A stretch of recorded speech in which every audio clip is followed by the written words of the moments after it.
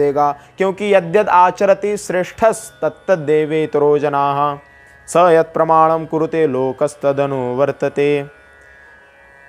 श्रेष्ठ पुरुष इस सृष्टि में जो आचरण करते हैं वैसा ही आचरण उनसे जो छोटे हैं वो अपने आप करने लग जाते हैं। बड़ों को देखकर छोटे सीखते हैं, इसलिए अगर बड़े ही बिगड़ जाए तो छोटे तो अपने आप बिगड़ेंगे।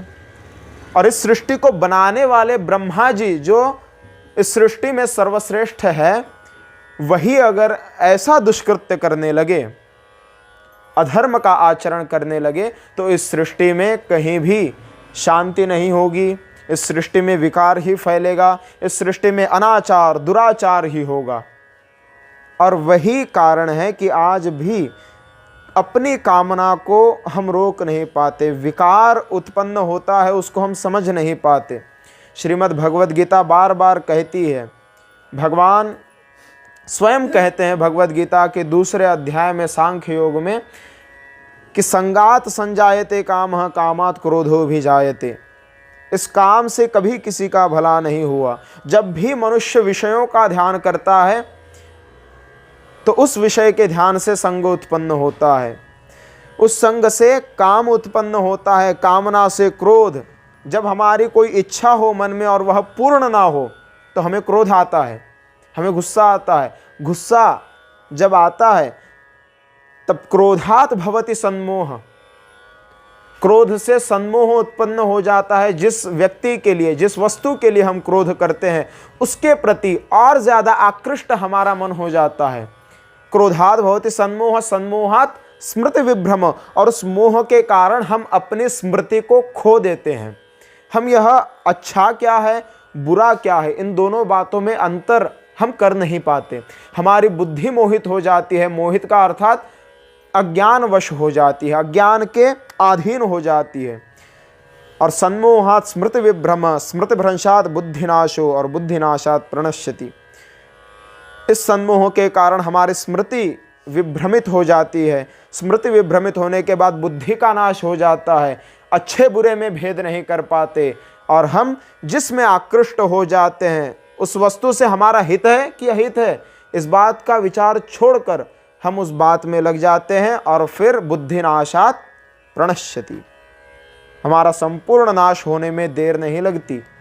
इसलिए जिस भी वस्तु में हम आसक्त होते हैं, जिस भी वस्तु का हम ध्यान करते हैं, अपने मन में विचार लाते हैं, जिस भी वस्तु के बारे में, वह वस्तु हमारे लिए कल्याणकारक है या अकल्याणकारक है, वह हितकारक है या अहितकारक है, इन दोनों बातों को हमें समझना चाहिए। अगर हम नहीं समझ पाते तो हमारे पास जो मनुष्यों में और पशुओं में भेद करने वाला जो विवेक है वह हमने खो दिया है। विवेक अत्यंत आवश्यक है। श्रीमद् शिव महापुराण के दूसरे श्लोक में ही शौनक आदि ऋषि मुनि सूत जी से कहते हैं, सदाचारश्च सद्भक्तिर विवेको वर्धते कथम। विवेक हमारा कैसे बढ़े, सद्भक्ति हमारी कैसे बढ़े और सदाचार कैसे बढ़े। तो यह सब तो बाद में होगा, सद्भक्ति सदाचार, लेकिन सबसे पहले जो प्रथम बात है जिससे हम अच्छे कर्मों में लग सकते हैं वह बात है विवेक। अगर हमारे पास विवेक ना हो तो हमें अच्छे और बुरे की समझ नहीं होती, और अच्छे बुरे की जब तक समझ नहीं होती तब तक हम अच्छे कार्य में तो लग ही नहीं सकते। इसमें दो बातें हैं। हर मनुष्य जानता है कि मेरे लिए सही क्या है और गलत क्या है, लेकिन वह शक्ति नहीं होती कि हम झूठ को छोड़कर, असत्य को छोड़कर सही मार्ग में लगे, क्योंकि असत्य मार्ग में प्रलोभन है। असत्य में क्षणिक सुख है लेकिन जल्दी मिलने वाला सुख है, उसमें हमारी बुद्धि जल्दी लग जाती है। शास्त्रों ने प्रमाण दिया कि जैसे किसी भूमि पर अच्छी चीज ना बोई जाए तो घास उगने के लिए मेहनत नहीं करनी पड़ती, और अगर आम्रतरु, आम के पेड़ या जो भी फायदे के हो, कल्याणकारक हो, हमारे लिए उपयोगी हो, ऐसी फसल अगर बो भी दी जाए तो ऐसी फसल उगाने में मेहनत बहुत ज़्यादा लगती है।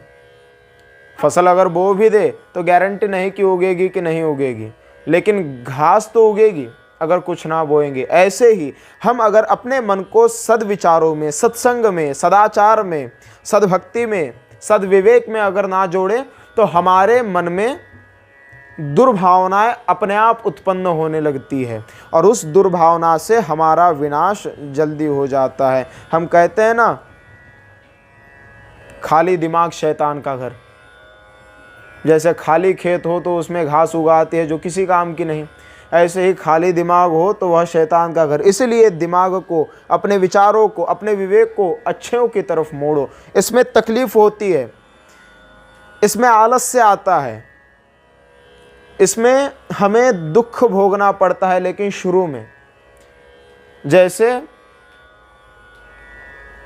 चीनी है, अब शक्कर है, शक्कर तो मीठी लगे लेकिन गुण उसमें है बुरे, कड़वा भी लगता नीम पर अच्छे गुण उसमें भरे। अच्छी बात शुरू में कड़वी लगती है लेकिन उसमें अच्छे गुण है, आगे चलकर वह हमें अच्छा फल देने वाली है। लेकिन जो अभी हमें मीठा लगता है जैसे चीनी है, तो वह हमारे शरीर को प्रमाद से भर देती है, हमारे शरीर को आलस्य से और कई प्रकार के बीमारियों से भर देती है, यद्यपि मीठी लगती है। ऐसे ही झूठे कर्म, बुरे कर्म शुरू में मीठे लगते हैं लेकिन आगे चलकर उससे हमारे जीवन में कहीं भी कल्याण हमारा नहीं होता, अकल्याण ही होगा, हमारा जीवन बर्बाद होगा झूठे कर्मों से। शुरू में अच्छा लगेगा लेकिन जो अच्छे कर्म होते हैं शुरू में कठिन जाएंगे लेकिन बाद में वह अच्छा फल हमें देना शुरू करेंगे। शिव शंकर भगवान की जय। तो फिर सद्विवेक